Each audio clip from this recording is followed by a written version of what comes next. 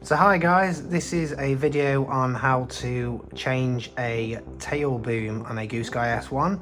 As you can see here, I've had a pretty nasty crash. This has resulted from a high stall turn and basically running out of sky.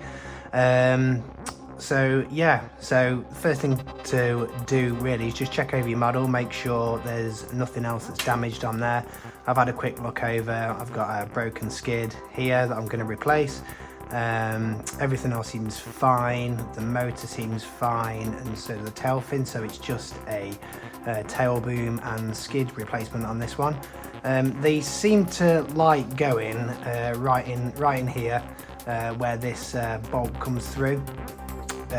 So I don't know whether that's just a weak point, but they seem to always go there. So the process is with this, remove the canopy.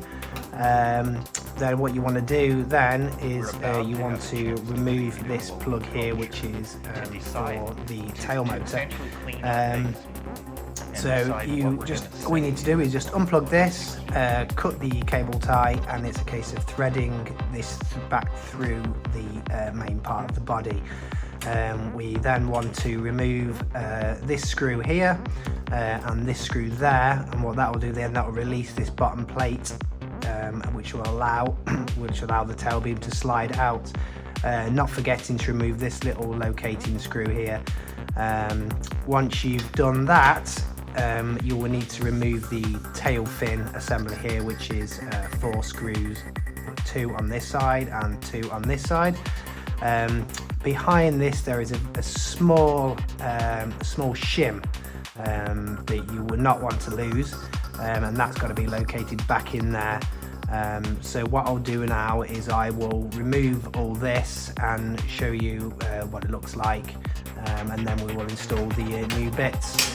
These are the bits I've got right here. So I've got a new new skid and a new tail boom there.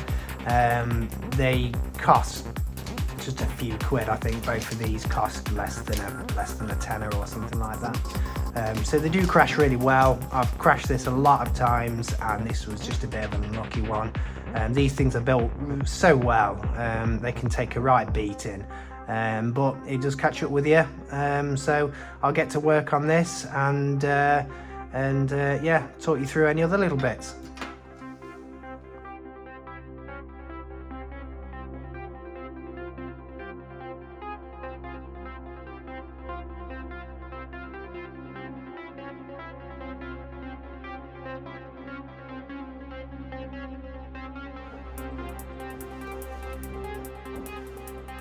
Right, so that's everything back together. So now we've got a new tail beam on there, new skids, everything's gone back as it should.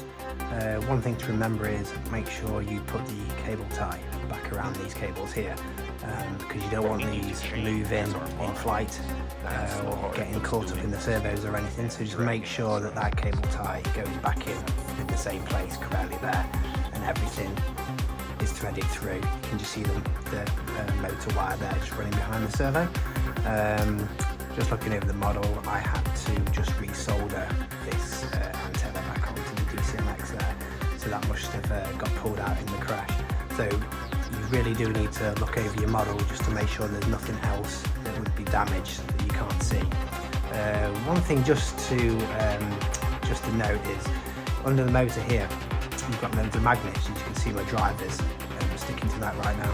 Any screws that come out do have a tendency to stick to the bottom of this motor, or in fact the top.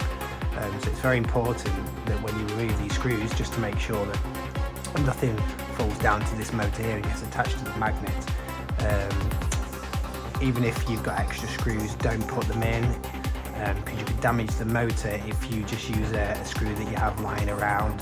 If you think, well, you know, I've lost it or it's fallen off the table or anything, just make sure that there is nothing in this motor here, because there have been people in the past that have actually got screws caught in there, and it's damaged the motor.